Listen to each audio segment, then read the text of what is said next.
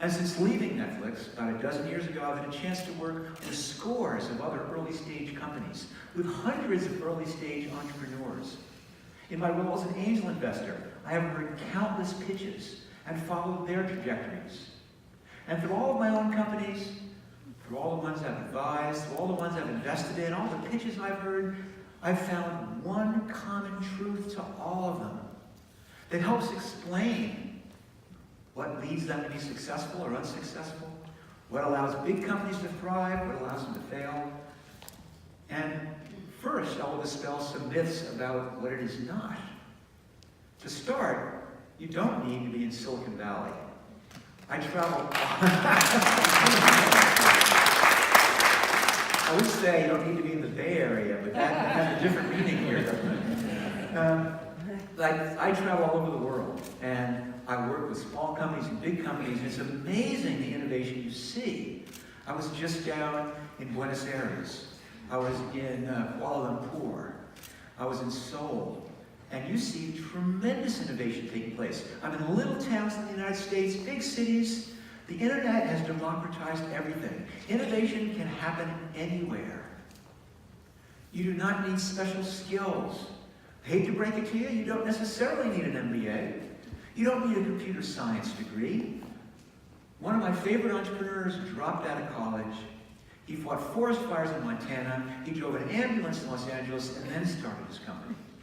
Another played in a ska band for 10 years. He has dreadlocks down to his waist. And he began a music streaming service. Another of my favorite entrepreneurs was 17 years old when he started his company. You don't even need to be particularly smart. Some of the best entrepreneurs I know were not the A students or the B students. They were the C students. And I know that all of you know this because you know what it's like. You know that in high school, there's all this pressure to take the right classes and to get the top grades and to get into the right college. And then once you're in college, you've got to get the right grades there so you can get in the right graduate school. And unfortunately, unless you're really careful, you end up leaving school with all the risk-taking squeezed out of you. But that's what you don't need. What are the common denominators? I think there's two, and I think they're surprisingly simple. First, you do need that tolerance for risk that everyone's always talking about. But I don't mean scary and dangerous risk like the picture. I mean the type of risk-taking that comes from starting down a trail without being able to see around the corner. It's the risk-taking that comes when you're traveling and you order something off the menu but have no idea what you're going to get, what you'll see. You have to be willing to start before you know where the path leads. And if you wait until you've figured out every twist and turn, you are way too late. But you cannot wander aimlessly. You need to have some guiding principles. You need to have some direction. You have to have an idea. But as I'll explain later this afternoon, not just one idea and not 5 ideas. You need the capacity to come up with hundreds of ideas, if not thousands of ideas. But they don't need to be big ideas. Mark Zuckerberg, he just wanted to meet girls. And that led to Facebook. And my son was only 8 years old when he started his first company. When he figured out that the candy bar that he could buy for 10 cents at the grocery store could be sold the next day at school for $1. It's candy arbitrage. Doesn't need to be a new idea. People have been selling books since they invented the printing press. But think of the unbelievable innovation that's come from this little bookstore. They've been renting cars since the wheel was around. Well, I made a clever pun.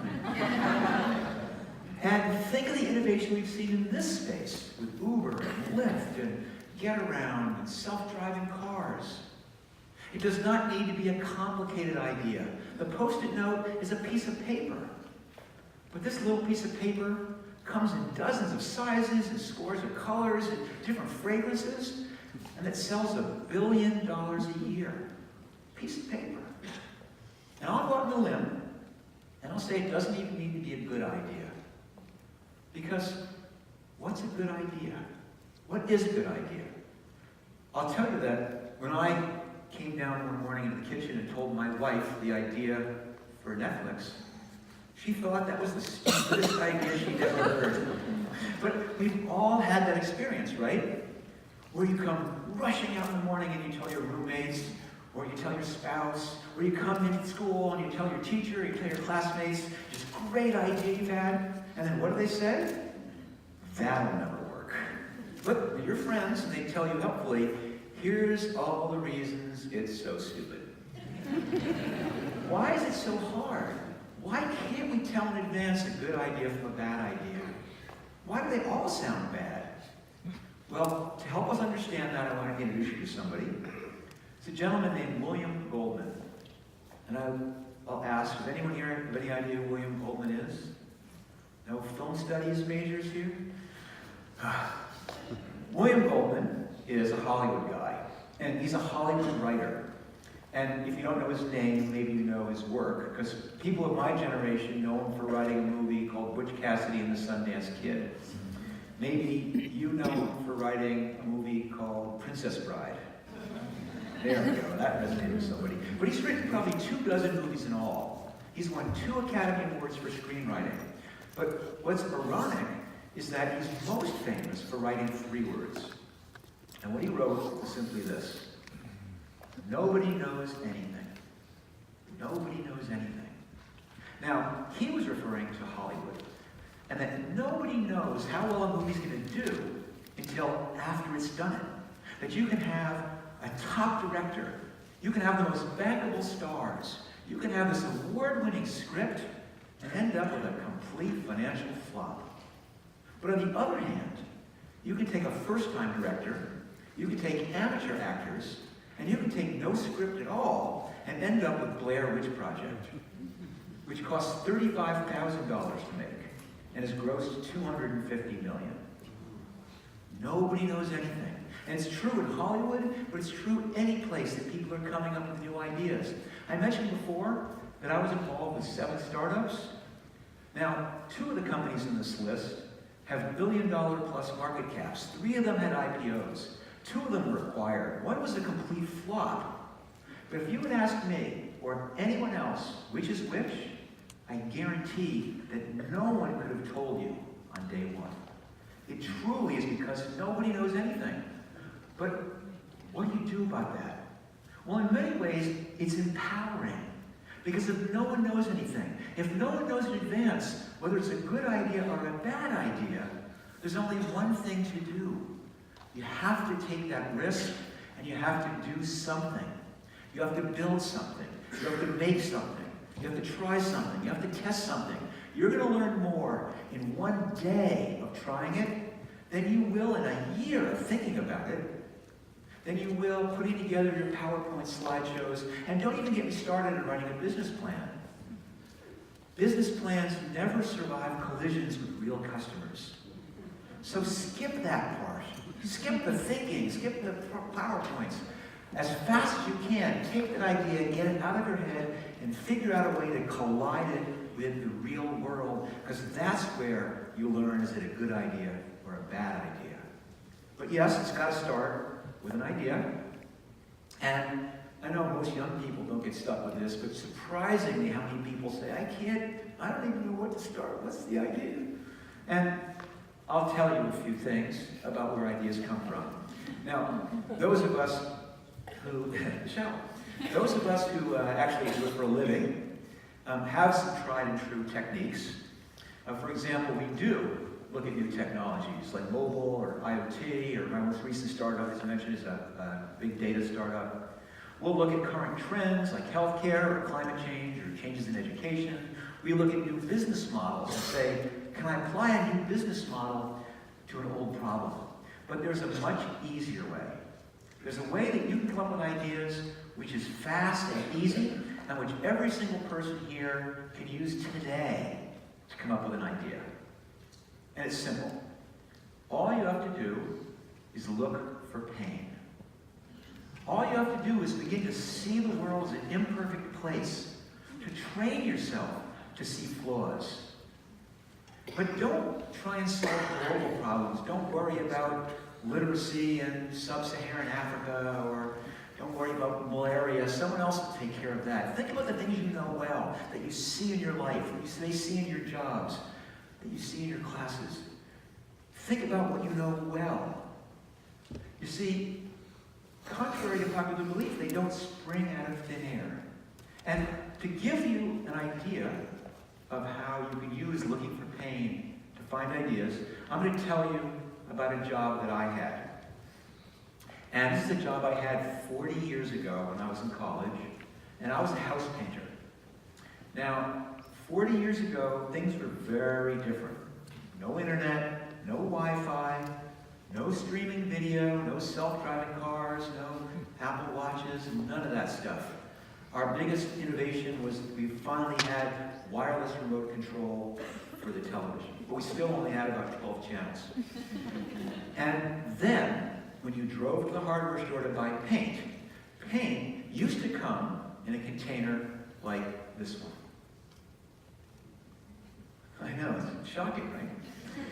All right, now we're going to fast forward 40 years to this last summer, and I was painting my daughter's bedroom. And I had to go to the hardware store to buy the paint. And we do live in a different world now. Now we do have all these amazing innovations. We have Wi-Fi, we have web browsers, we have self-driving cars. In fact, we have Wi-Fi and web browsers in the self-driving cars. And I was self-driving myself to the hardware store to buy the paint, and it was fascinating because now paint comes in a container that looks like this one. 40 years, no change.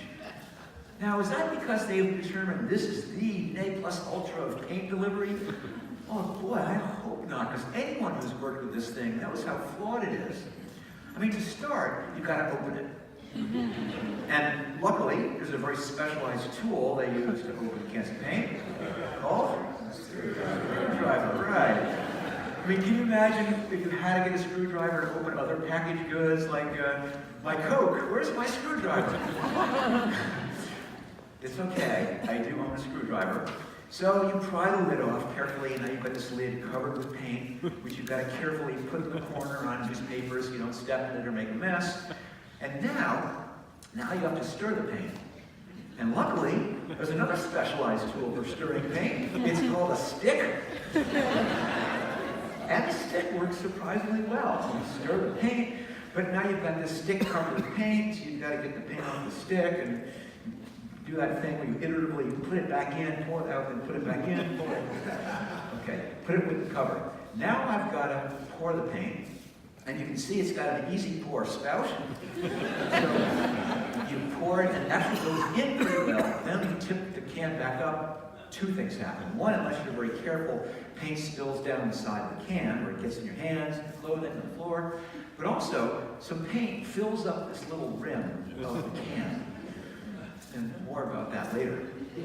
And I will not belabor the painting process. You know how that goes. You've got to put tape on your windows, put down drop cloths. You've got different colors for the trim and for the walls, and you can't quite tell where you're painting, and it's all different thicknesses, and cleaning up requires pulling this sodden roller off the handle. Oh, okay, but I'm done.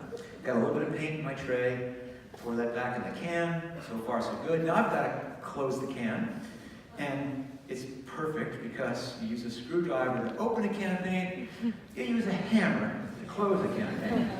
Get my hammer, put the lid on, give it a few good whacks, and you forget about that little bit of paint that's in the lip, and boom, all over my legs, the floor, and my different colored trim. Oh, what a story. Now, when I told that story, hopefully a few of you were thinking, this is crazy, why don't they sell paint, I don't know, like in a milk jug? Or you pour it out and it comes back up, you put the lid, or even better, just think what they do for detergent, where they have some types where you tip them back up and it has this little funnely thing, the detergent goes in, or they sit at the table and you press a button and it dispenses perfectly, or why isn't there an aftermarket cover with a lid, or maybe a magnetic stirrer, or why isn't there, or why couldn't there be, or why don't I, or why isn't there? Hopefully, you found some of these ideas just popping into your head without really trying. And this is for a story that happened to me. I mean, imagine what happens when you train yourself to look at the problems that are happening to you. Ideas do not spring out of thin air in some kind of mythical eureka moment. The idea for Netflix, for example, did not come from some moment of anguish over a late fee on a movie. We were looking for that idea for a long time. It was buried in a big pile of bad ideas. And we didn't even find it in a video store. In fact, the idea for Netflix, we found carpooling. Now, this story goes back even further, more than 20 years ago. And two friends and I started a very small, very geeky software company. And we were working happily on it for about 8, 9 months. We were in beta, so we didn't have any customers yet. It was an idyllic time. And then suddenly something amazing happened. We were acquired. And it was a great outcome. The investors made some money. Our stock options were all of a sudden worth something. And we all got jobs at a bigger, geekier software company. And there was a special bonus. So it turns out that the CEO and founder of this bigger company was a guy named Reed Hastings, who happened to live in the same town as I did. And so Reed and I began carpooling to work each day. And we did this for maybe another 6 to 8 months, and then lightning struck again. An even bigger company bought our big company. And once again, great outcome. Our investors made even more money. Our stock options were worth even more. But one of the best outcomes of all was that I got fired. But I did not get fired in that walk of shame way. You know, we were walking across the parking lot carrying your office supplies, and everyone's kind of looking out the window at you. I was fired in the Silicon Valley golden handcuffs kind of way, where they bring you in and say, Mark, due to redundancies in force, which is another one of those euphemisms, which means you're getting canned. Due to redundancies in force, and due to the time period it's going to take to effect the merger, blah, blah, blah, but I'm kind of tuning it out, thinking about what I'm going to have for dinner or something. And then all of a sudden, it comes into my head that it's something different about this. And I said, wait, stop. Wait a minute. So what you're saying is, I have to come to work for the next 6 months or so. And they go, yeah, that's what we're saying. I go, I know. Okay, and you're going to keep paying me, and my options are going to keep vesting, and I'm going to have all my benefits. Yes, of course. And I can stay in my office with my fast internet connection and my whiteboard. Yes, so nothing changes. But I don't really need to do anything? Well, no, just be available. I said, well, sign me up for that job. I'm going to use that time to start my next company. Now, Reed was in the same boat. He also was being made redundant, but he didn't want to start another company. He wanted to change the world. He was deeply into education reform. He was going to go get a doctorate in education so he could go off and do that. But once you're an entrepreneur, you're always an entrepreneur. And he wanted to keep his hand in the startup game. So Reed and I agreed that we would come up with an idea together. That Reed would be the angel investor, that I would start and run the company, and we both get exactly what we want. But we needed the idea. And here is how we looked for it. Every morning, Reed would pick me up in his car. That's not his car. I know you all think that every car in California looks like that. They're either that or a Volkswagen Bug. His car, and together we would carpool up and over the Santa Cruz Mountains to our office in Sunnyvale. It was a commute of about 45 minutes to 45 hours, depending upon traffic. And on the drive, we would brainstorm ideas, and we'd think about new technologies, we'd think about current trends and business models, and yes, we'd look for pain. And then I'd gather up all the ideas, and I'd take them to my office, and I'd spend the day with my fast internet connection and my whiteboard researching these ideas. And at the end of the day, I'd get back into Reed's car, and we'd drive home over the mountains back to Santa Cruz, and I'd debrief him on what I'd learned. And we did this with hundreds of ideas, all kinds of ideas. And there was something interesting we noticed. We noticed that the half-life of an idea was really short. It was about 24 hours. And you guys are business students, so maybe you weren't paying attention in your physics class. But What that means is that if you start off on Monday morning and you have 16 great ideas, all full of hope and promise, that a single day of testing them out, probably half of them are going to go away. By Wednesday, you're down to 4. By Thursday, probably only 2 of them are left. And if you're lucky, maybe by Friday, maybe one of the original 16 is still viable. And I'll point out that one of the ideas that came up out of this whole process was video rental by mail. $8 billion category. But maybe you guys remember this, but originally back then, when you rented a video, it came on a VHS cassette. Big and heavy, fragile, expensive. And so it didn't take a lot of analysis for me to figure out this is a non-starter. And back to the drawing board. But then, just 3 or 4 weeks later, when Reed picked me up, he told me about this new technology called the DVD, being test marketed. It was thin, it was small, it was light. And that gave us a new idea. So we turned the car around mid-commute, went back to Santa Cruz, went to a used music store and bought a used CD, then went a few doors down to a stationery shop and bought a little pink gift envelope, the type you put a greeting card in. Put the CD in the envelope, addressed it to Reed's house in Santa Cruz, put a stamp on it, and dropped it in the mail slot. And went to work. And the very next morning, when Reed picked me up, he didn't even say anything. He just held up this little pink envelope with an unbroken CD in it that had gotten to his house in less than 24 hours. And that was the moment we said, this just might work. And then my job changed. Now I was spending less time looking for a job, less time looking for an idea, and more time trying to validate it. How many DVD players had been sold? How many DVDs were there going to be? What did they cost? What kind of website would we need? How much would that cost? How long would it take to build it? How much money? How many people? But no matter how much I researched, I could never really figure out the one thing I needed to know, which is anyone going to care? And if they care once, will they ever care again? I got to that point that every innovator gets to, where you have to make a decision to move forward, where you can't see around the corner, where all you have is incomplete, or inconclusive, or even worse, contradictory information, and you have to make a decision. And we did.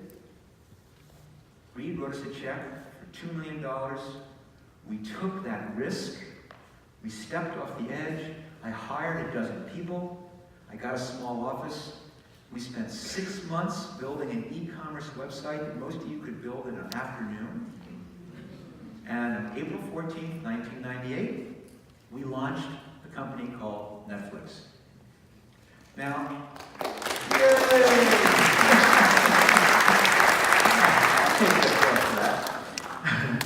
Now, just by looking, you can tell the Netflix back then was nothing like the one you know now. I mean, to start, it was DVD only. There was no streaming video. If you wanted a movie, we mailed it to you. And after you watched it, you put it back in that little envelope, and you mailed it back to us. There was not a lot of innovation here. There was due dates, there was late fees. Basically, the real innovation was it was just like a video store, except it was virtual. And not only did we rent DVDs, we sold DVDs. And we sold a lot of DVDs. In fact, we sold so many DVDs, by the end of our second month, we had some really good news and some really bad news. And the good news was we had just had a $100,000 month, $1 million a year plus run rate. Now, the bad news was 99% of that revenue came from selling DVDs, not renting them. And we knew that selling DVDs was a commodity. We knew that Amazon was about to enter. We knew that after that there'd be Walmart and Kmart and every other kind of mart. And little by little, our margins would be eroded down to zero, and slowly but surely, we would be out of business. Now, rental was promising. It had potentially high margins, it was operationally complex, so defensible, but there was a problem with the customers, which is that they hated it. We could not get anyone to rent from us, and if we managed to convince someone to rent from us, they would never come back a second time. But worse, doing two things at once was really hard. It was confusing, because, for example, some of the movies, yes, you could rent and sell, but some movies you could only rent. Some we could only sell. Just think of our checkout process. Think of designing the warehousing, the operations, the shipping and receiving, the back-end financials. Everything was made more complicated by doing two things at once. And we said we have to focus. We've got to pick the one thing that'll make a difference and get it right. But that begs the question of which one. Do I focus on making our sales stronger, which was paying 99% of our salaries?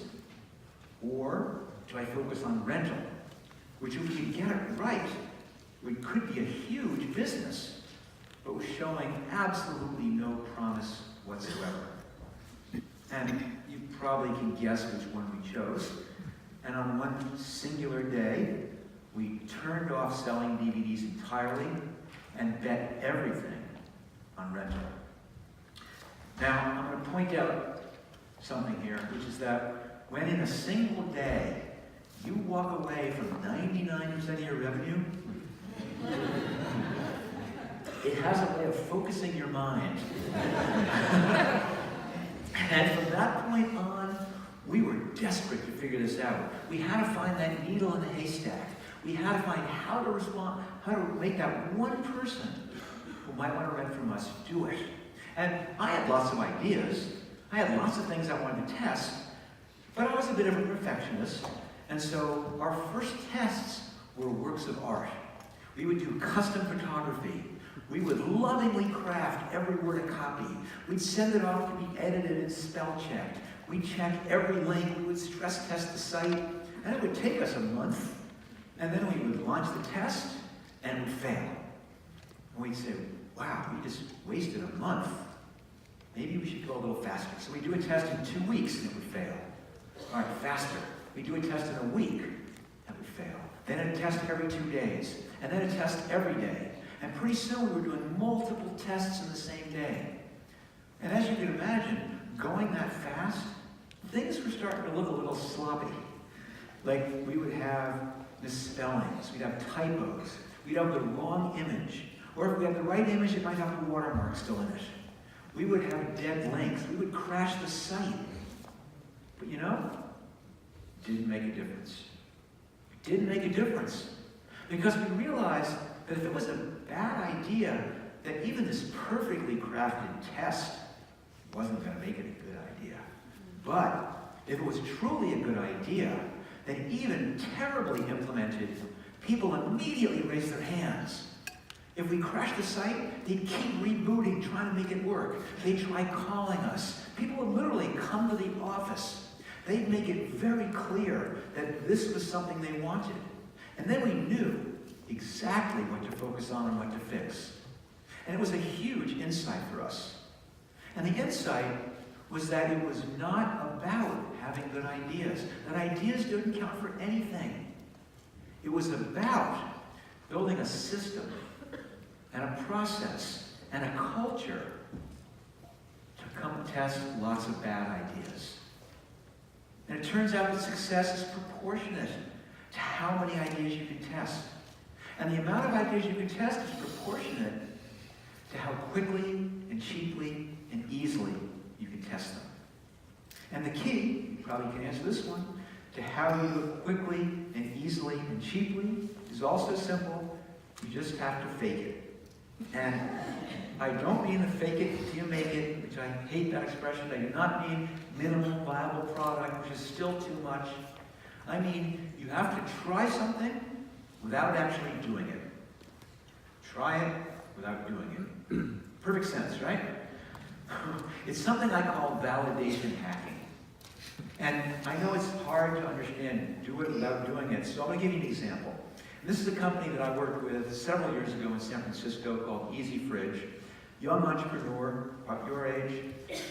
He was one night at a party in an apartment in San Francisco on a weekend. It was raining, and something happened to him which has probably happened to all of you, is they ran out of beer, and they began arguing about whose turn it was to go out in the rain and find the liquor store and buy more beer. And he's an entrepreneur, and he goes, aha, pain. And then came the idea. He goes, my phone knows exactly where I am. My phone can store my credit card. My phone can know where the open liquor stores are. My phone can know my favorite brands, and voila, I hit the button, and the beer shows up. Now, an old way of processing that, or even a minimal viable product way of testing that, would be you hire an engineer, you raise some money, you build a simple working prototype, you test it, you line up a few liquor stores. He didn't want to do any of that, didn't want to raise any money, didn't want to find a partner to help him code it. And he said, you know, I don't need to test all of it. Do I wonder whether my phone knows where I am? Of course not. Do I wonder whether people would trust me to store their credit card? Of course they're going to trust me for that. What he wondered was, again, is anyone going to care? Are there going to be orders all concentrated over a narrow period of time, or coming over the whole week? Are they big orders or small orders? Is there repeat business, or is it all one shot? And he figured out a clever way to test his idea without doing it. And what he did, he printed up a business card that simply said, need beer? Call me, with his phone number. And he stood outside apartment buildings on weekends, and whenever the right demographic came in, he gave them a card and said, hey, if you need beer tonight, call me.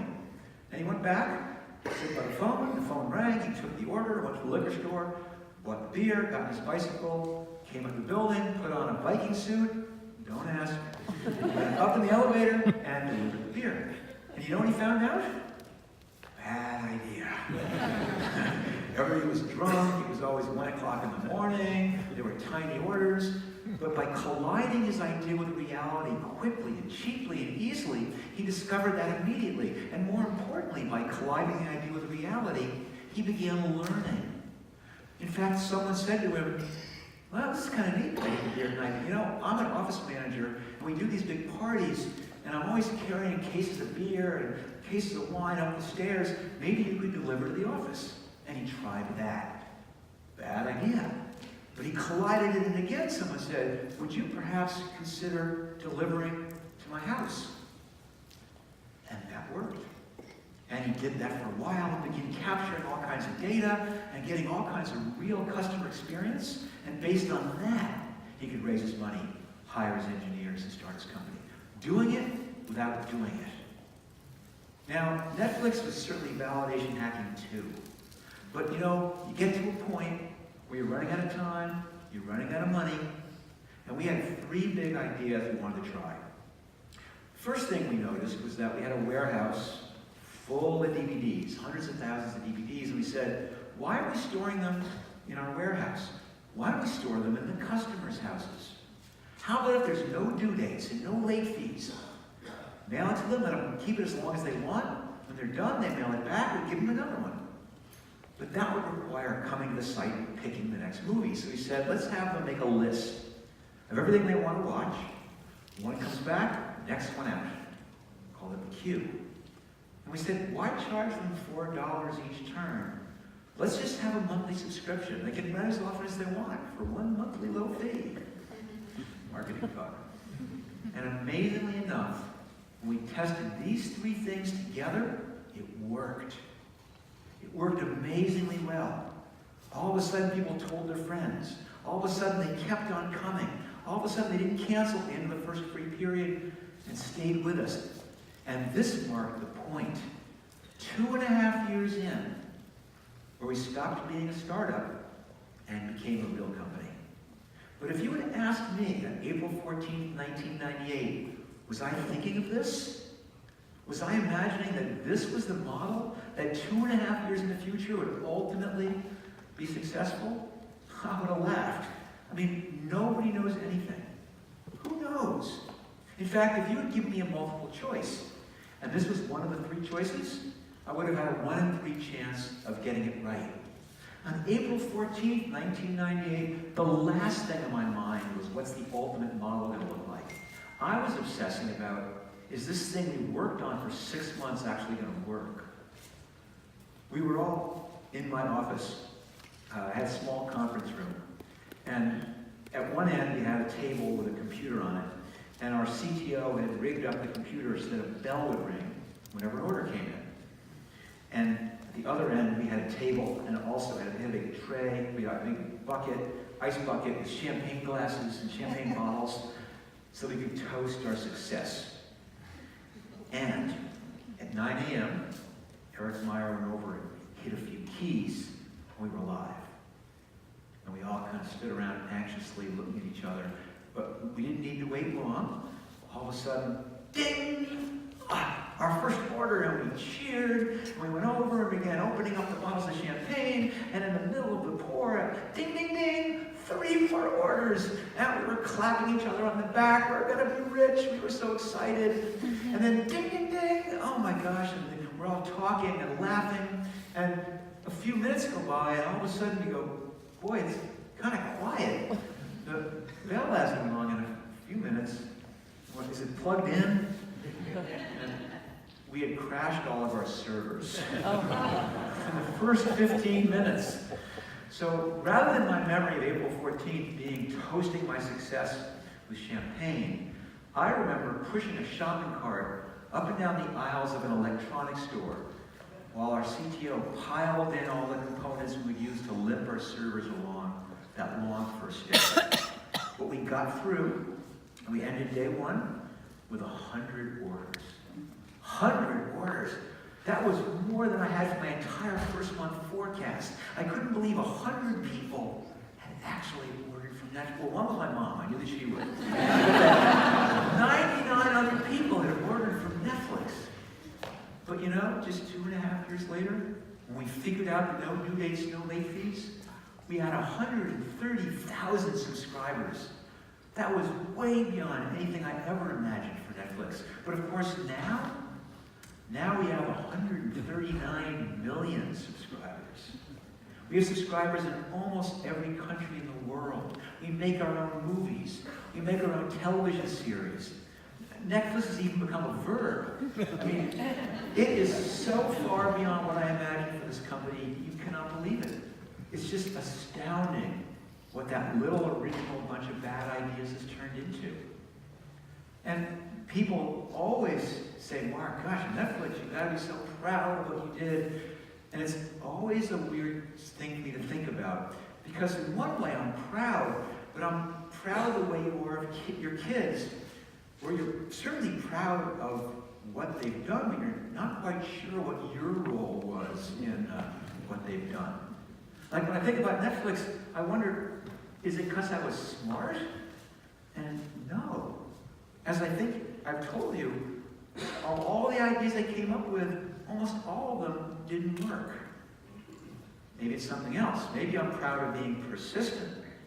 Well, that's true, because you don't keep trying idea after idea after idea without some measure of persistence. But the thing that I'm actually most proud about is something very different. I'm proud of my optimism. And I am an optimist. I'm a true believer. I am not a glass half full optimist. I'm a glass overflowing optimist. I mentioned earlier that I do some angel investing, and I will share with you, I'm a terrible angel investor. And I have no excuse. I mean, I see so many deals, I have great deal flow, I can evaluate the technical stack, I can tell whether they're undercapitalized, I can evaluate the team, but I've got a character flaw. I'll be sitting at the table listening to the pitch, kind of shaking my head, and then before I know it, I've leapt up involuntarily and grabbed the whiteboard marker, and this just might be how we can make it work. I'm a believer, and I like every idea that I hear. That is not a good formula for being an angel investor. So, you know, earlier when I said that you only need 2 things, I was not being fully forthcoming. You do need 2, but actually you need a 3rd. So yes, you do need the tolerance for risk. That risk-taking is fundamental, and unless you're prepared to take that first step and not know where you're going, but take it anyway, you're never going to start. And yes, you do need an idea. In fact, as I think I've told you, You don't just need one idea, you need the ability to come up with hundreds of ideas because nobody knows anything. And no one knows what's going to work until you try it. So the most important thing you actually really need confidence. You need this belief in yourself that, yes, I am going to figure this out. Some of the best advice I ever got was, don't fall in love with your idea. Fall in love with the problem. Learn that problem, know that problem, and believe that you are the person who can solve it. Because the reality is that when you get that idea and you come running into the dorm and tell friends, or you run to your class and tell classmates or your teacher, or you tell your board or your employees, and they say it'll never work, the truth is that most of the time they're going to be right. But you have to think, not this time. I'm going to figure it out. And I know that you guys can figure this out. Seriously, you are smarter than I am. You are better prepared than I am. You're harder working than I am. And if I can stumble into this, anybody can do this. Anyone can do it. Now, I want to close this afternoon by introducing you to one more person. And maybe he's a bit better known than William Goldman. A gentleman named Nolan Bushnell. Considered the father of the video game. He was the founder of a company called Atari. But since leaving Atari, he's gone on to found 18 other companies. He is an entrepreneur's entrepreneur. But the reason I wanted you to meet Nolan Bushnell is because he said something that's always resonated with me. And what Nolan Bushnell said was this. Everyone who's ever taken a shower has had an idea. But it's the person who gets out of the shower, dries off, and does something about it that makes the difference. So take this to heart. And the next time, whether it's today, tomorrow, next week, next month, that you have that great idea, don't just think, that'll never work. Get out of the shower, towel off, and do something about it. And if you take that idea and you come running in and tell your friends, or you come running to school and tell your classmates, or you tell your teacher, or you tell your boss, you tell your employees, and they tell you that'll never work, well, you should call me, because as you know, I like every idea. Thank you so much for your time this afternoon.